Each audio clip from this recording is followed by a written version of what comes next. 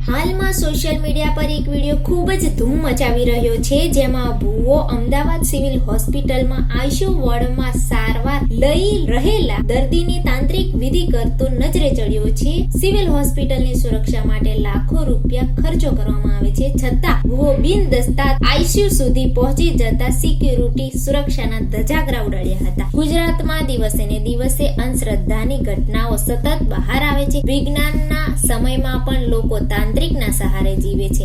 હદ થઈ ગઈ છે.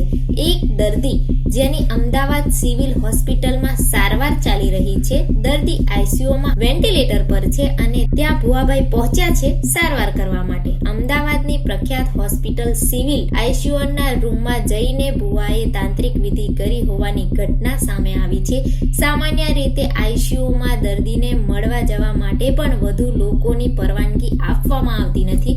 ત્યારે ભુવો તાંત્રિક વિધિ કરવા આઈસીયુ સુધી પહોંચી જતા સિવિલ હોસ્પિટલની સિક્યુરિટી સામે પણ સવાલો ઉભા થયા છે. મોટો સવાલ એ છે કે સિવિલ હોસ્પિટલમાં કડક સિક્યુરિટી હોવા છતાં ભુવો આઈસીયુ રૂમ સુધી પહોંચી ગયો. જો કે સિવિલ હોસ્પિટલમાં વિડીયોગ્રાફી સખત મનાઈ છે. ભુવાનો વિડીયો વાયરલ થઈ રહ્યો છે. સિક્યુરિટી ગાર્ડની પણ બેદરકારી સામે આવી છે. હોસ્પિટલનો સ્ટાફ શું કરી રહ્યો હતો તાંત્રિક વિધિ કરતો ભુવો? ત્યારે આ પણ એક મોટો સવાલ છે. એટલું જ નહીં, હોસ્પિટલના વાયરલ વિડીયોને લઈને અનેક સવાલો ઉભા થઈ રહ્યા છે, કારણ કે એશિયાની સૌથી મોટી અને સુરક્ષિત હોસ્પિટલમાંથી એક છે અને સુરક્ષા વચ્ચે જ્યાં નાગરિકોને પ્રવેશ આપવામાં આવતો નથી, ત્યાં ભુવાને પ્રવેશ આપવામાં આવ્યો છે.